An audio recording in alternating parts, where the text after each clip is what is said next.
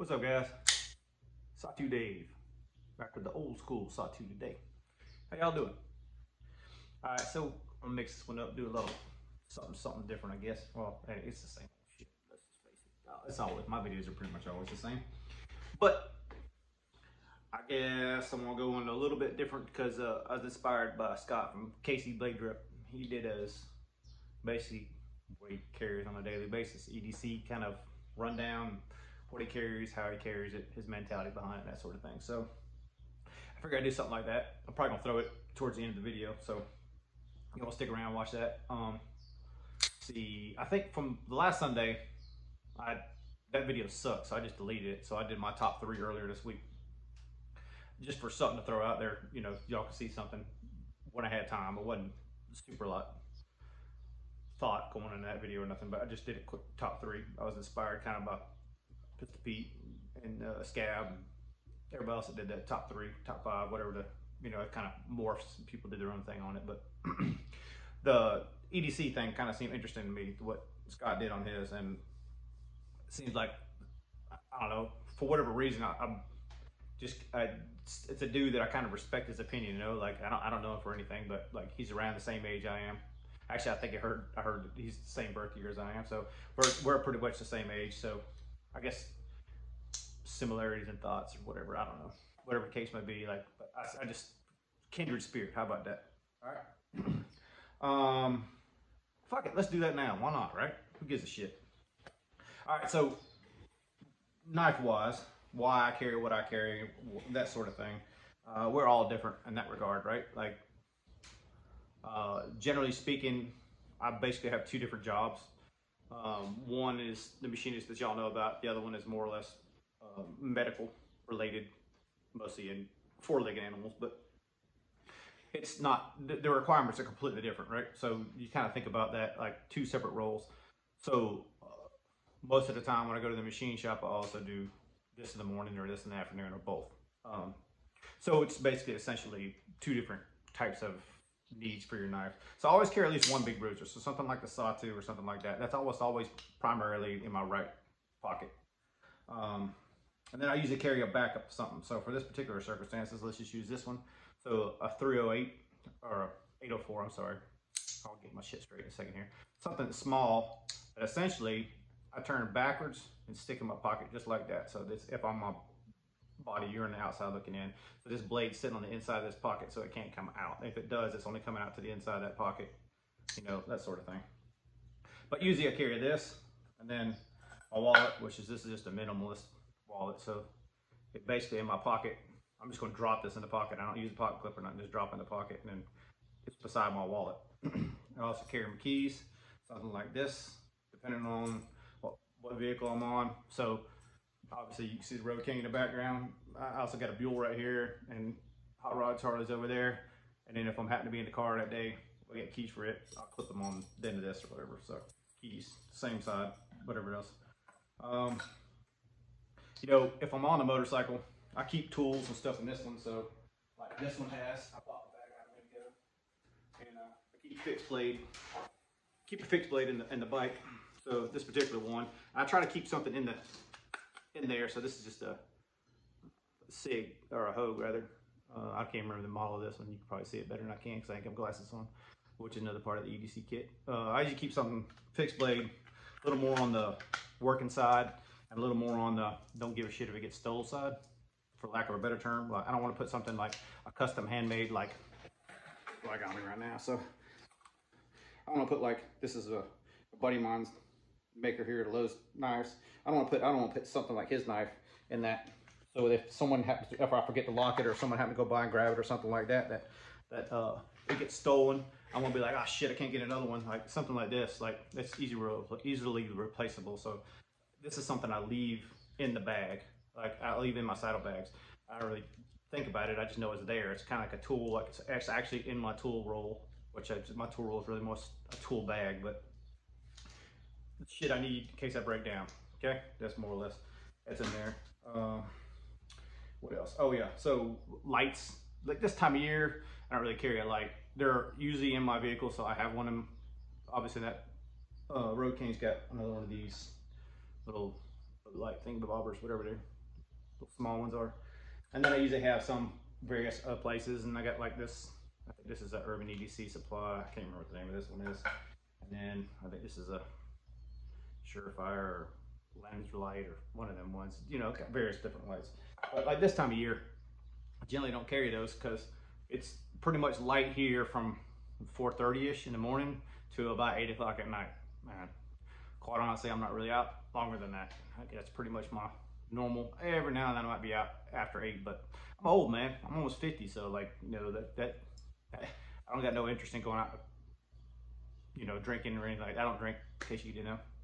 I don't have any interest in doing anything like that, so I'm always back before then. But you know, around the house, low light situations, it's good to have a flashlight because I can't see shit anymore. Speaking of which, that's another part of my EDC is always glasses. So I got glasses pretty much everywhere, except for when I'm doing videos. It seems like they're always somewhere else, but that's how the case may be. Like I got toolboxes around me here in the shop. Y'all can't see them, but there's one in every one of these toolboxes. And at work, I got glasses at work. In a car, I got glasses at car. I just generally don't leave them in the motorcycle because shit's rattling around. Like, they don't last, man. Like, you get to go get them out and it'll look like you're looking through sandpaper. Like, what's the point, right? Another thing I always carry, because I'm a little bit crazier about that shit, is just some kind of something to mint or something like that. I always have those with me. Of course, I got my pew-pew. I always got my pew-pew. So, today's representation, like, this is Sunday, and just chill day, so this is loaded, so I'm not going to point it at you, but just a little something like a 38 or something like that. I usually keep something like that. More of my threats here are usually wildlife, so I usually keep some snake shot and either in it or around it, because I've killed snakes right over here in this other wall right here, right on the other side of the Road King. I've killed some rattlesnakes right there trying to get to that light switch. It's probably see right there in that corner. See that light switch right there? Right below it on the ground. I've killed rattlesnakes right there. Probably still blood on the wall, actually. So it's a real thing. Like, you gotta watch what you're doing here. And you know, sometimes the wildlife's not gonna need to get killed, but maybe get scared off or whatever else, because I have other animals. So chickens, cats, dogs, all that kind of stuff. So snake shot's kind of a invaluable thing around here. What else do I carry? Oh yeah. So this is just representation of what I had laying right there. So I always got a good leather gun belt. This is a reinforced gun belt. And of course I got my little skull button buckle. Buckle, I'll say it right in a minute here. I think Hot Rod got me this like, I don't know, 10, 15 years ago or something. We were at Smokeout. Let's see, that's probably about it. For my normal everyday seats, I always had, and glasses in Arizona, you gotta have sunglasses, man. Like I broke a set this morning, have another set, just grab them, throw them on. They're all fucked up and cheap as shit. I don't buy the good ones anymore. Well, probably never really have bought the good ones, but I always have cheap ass sunglasses. I'll probably go buy four or five more sets and just try to leave them everywhere like I leave sunglasses. It's like just better to have them all around, because you ain't going nowhere here in Arizona without sunglasses. You gotta have them, period. There's just no way you're getting away without it. All right, so that's pretty much what I tote on a daily. I went over very briefly. It wasn't nearly as good as Scott's, but go check out his channel. Go check out his video. It's much better than this one's gonna be, I'm sure. He goes into much more thought process behind it. Mine's just, this is what I have. Okay, all right, let's see. I don't know that I've shown, I know I showed it in the top 3 video of the day, but for you guys that are new, I'm just gonna explain the differences. So give me 1 second here. The Sawtooth I bought a couple weeks ago from a guy up in Phoenix. This is it right here. I rebuilt that Shark Sawtooth back into this one again. My buddy Aaron wanted this 20 CV blade for his Sawtooth. It didn't work out. I never tried to swap the 20 CV and the S30V type blades in the same frame. Never tried it before. This one did not work at all. So my buddy sent his back. So this is Aaron's knife right here. This is the one I kind of cobbled together with stuff he had, stuff I had, to kind of give him a thank you kind of thing. So if you hadn't been following the channel that long, I make backs, measures, and scales, or I have. I don't currently, because it's not like I'm a business or nothing, but you see that's got a G10 back spacer, and see this one's titanium. I made that titanium one. So this one Aaron has the titanium one in it. And he put the green G10 scale on this one versus when I shipped it to him, it had a black scale on it. So what I did with scales, if you've never seen the scales before, so if you have a G10 one that has the G10 scale here and the back spacer. I did a conversion basically for it to make it titanium in the back spacer and titanium, so you get rid of this liner here and this. And it also requires a different stop pin, because if you notice on this one, you can't see the stop pin up here. The stop pin basically only goes through that liner, doesn't go all the way through the whole G10. And you notice on this one, it does go through, sorry, I've turned it the right way. It does go through, so I have to make a new stop pin to kind of make it go through. You don't have to, but it looks dumb if you don't, right? I guess I could have just kind of bored the backside of that scale instead of all the way through, but it's just what I did when I did it. Easiest way to tell if it's one of my scales or someone else's is this pattern right here. So let's see if I can see it. See it getting the light. Anyway, mine's more like a sunburst going these directions, and the stock one's going to be more circular like in this direction. So you can kind of tell on this G10 one there, if you can see that milling mark. That's the easiest way to tell. Some other stuff, other differences as well, but for you new people that to the channel that haven't seen some of the stuff I've done. Obviously I got this one back from Steve. I think I said that the other day, but in case I didn't, got that one back from Steve, so it doesn't look like he used it much. I know he got his own sawtooth, carbon fiber sawtooth, so I would assume he probably used that one for a beater, and this one was just kind of sitting on the shelf, because he told me he was just basically waiting for me to buy it back from him. Like, not like he wasn't using it, but he was holding it for me to buy it back from him, which was cool as fuck. I appreciate that. So this one, I'm gonna make sure that Aaron doesn't want this one instead, but it seemed like I talked to him yesterday, or he was gonna just take his old S30V blade. This one's got a 20 CV blade on it, so I had talked about maybe selling it. So if someone's interested, I know a couple dudes, last time I put it out in the video, said they were interested, but I want to try to do everything communication-wise through Instagram. So if you really are interested, just start an account. Just messing me over there. I know one of the dude on Instagram said he was interested, but I kind of want to just make sure that whoever is interested now has a shot at it. And I don't know, we'll figure out a way to, if there's 3 or 4 people that want one, we'll kind of make like, I don't know, a lottery, whatever the fuck it, draw names, whatever the fuck y'all think is fair. I just don't want someone to miss it that wanted one. So if you want one, hit me on Instagram. Sawtooth Dave, same thing over there. Enough of that fucking self-promoting bullshit, because that ain't me if y'all know me. While we're talking about Steve, I got the RMP back from him as well. So I'm gonna start a little project on this one, and I'm gonna try to go over a couple of details here as I go through it. And y'all gotta realize, like, I don't do very much time at the machine shop now, so my role there's pretty much changed dramatically. So I pretty much just set up and run my own parts at this point. The other setup guys that have issues that are, you know, aren't as experienced, I help those guys. Every now and then I'll help engineer them with something, but for the most part, I'm just like in and out. Like, they can't really rely on me for doing jobs like they used to do. So it's my role is completely different there. Having said that, the reason I said that is I don't have time to just throw something in a vise and go. Like, sometimes I can, sometimes I can't, but time's limited. That's what I'm trying to get at. So anyway, I want to make a titanium scale for this guy, and I'm gonna get a little closer to show you some details and talk about some things real quick. So how I started this process, I removed the scale. So I made a tool basically to take this, because this is a proprietary hardware. And I'm sure people make spanner bits, but I just made a tool. It's just easy enough to make one. Took it apart. I put this on a CMM, coordinate measuring machine, and basically got positions around the perimeter of the whole thing, and then positions of the holes in relation to the perimeter, so I can draw it up in Mastercam.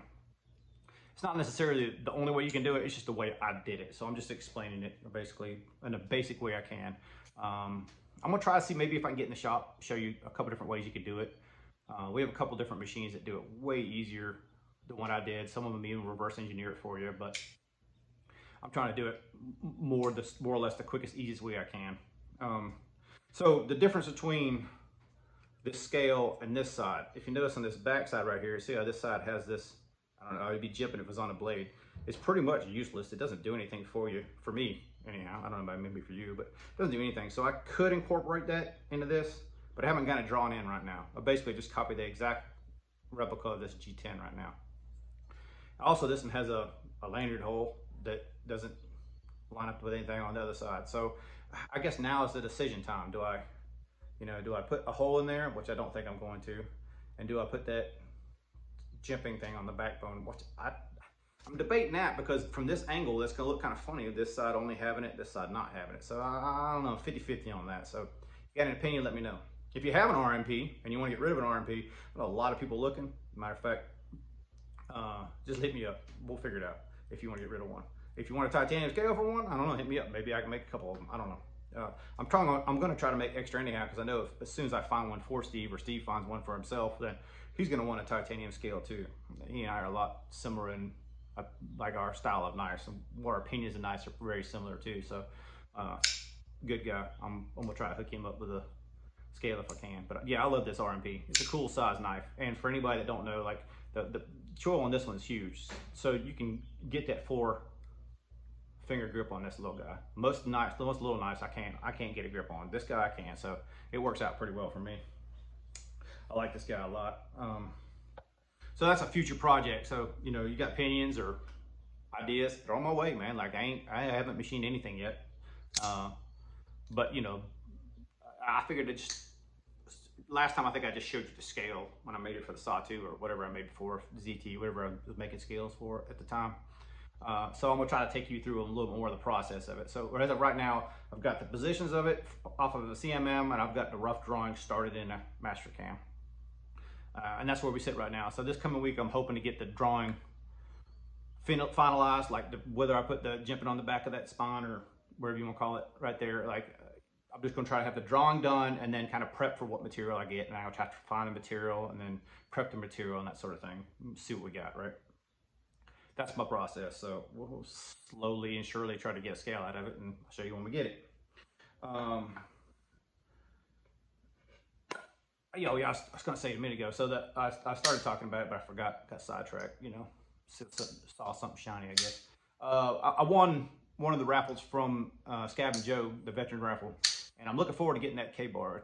It's pretty cool, because I've never owned a K-bar, and at the same time, like I always look at winning something like that, like it's my turn to give back. So when I win something, I want to give something back. That's just how I roll. I haven't really decided what I'm going to do yet, but we'll figure something out. But I kind of got a couple ideas, and we'll work it out. I don't even know if I'm going to turn and give that K-bar to someone else, or we're going to work out something out. But we'll figure it out.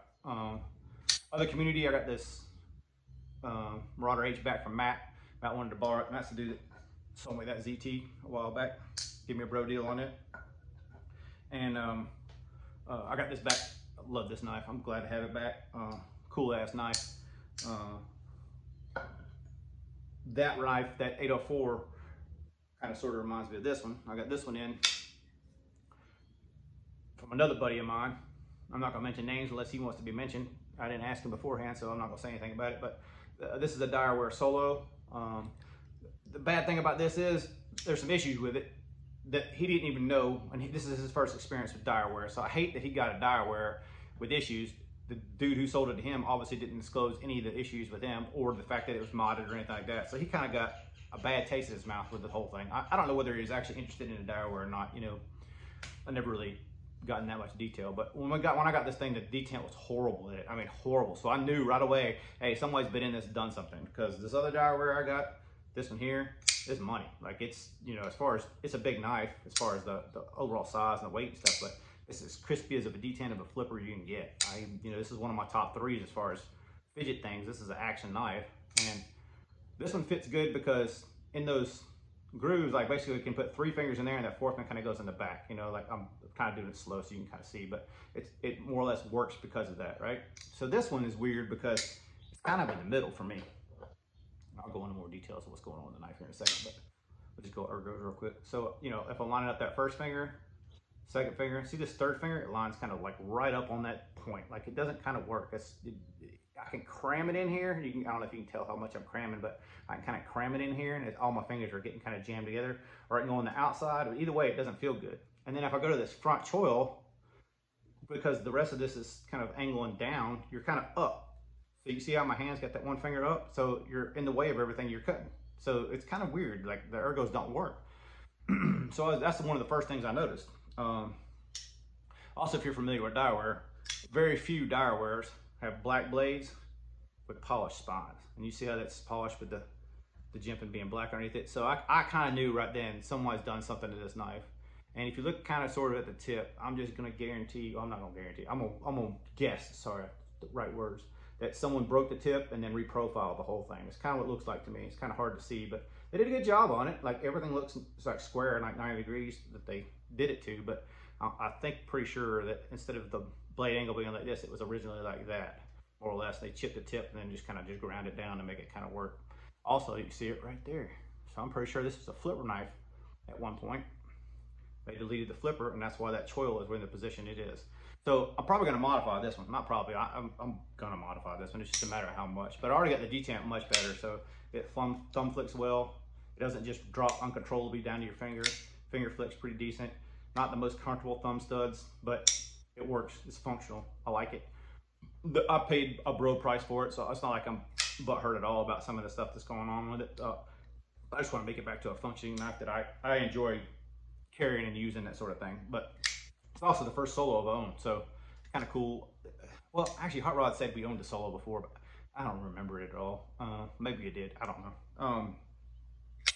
But that's another project that we're working on slowly but surely, trying to figure out what's going on with it. I didn't know if I liked the carbon fiber. Like, this titanium side is not pocketed at all. I was worried about it being pocketed and being hollow on that side, or lighter on that side than this side. But I don't know, something about this carbon fiber doesn't really bother me that it's lighter weight. Like, it feels decent, you know. The balance isn't not as good as I would like it. I like the handle heavy versus the blade heavy for most of my folders, but overall, pretty cool knife. I'm sure I'll be doing some stuff to it. I know some different stuff with like the pocket clip, like some of the pocket clip hangs off. Let's see if I can turn it this way, maybe you can see it.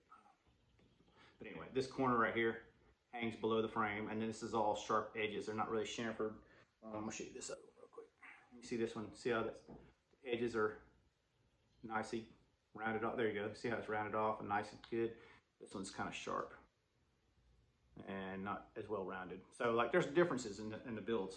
And I'm imagining that's just pretty much because I like his style because he uses CNC to get positions, forms, and then he uses hand, you know, he does stuff by hand. So it's a mixture of, you know, I'm assuming anyhow, I say CNC, it could be a manual mill as well. I'm rambling like a son of a bitch. I don't know what the hell got into me other than coffee this morning. So I think I'm gonna call it there. It's getting hotter than Hades out here anyhow. So we'll call it for today. Y'all got any ideas? Let me know. And interested in the sawtooth, hit me up on Instagram, usual bullshit. All right, out. Later, y'all.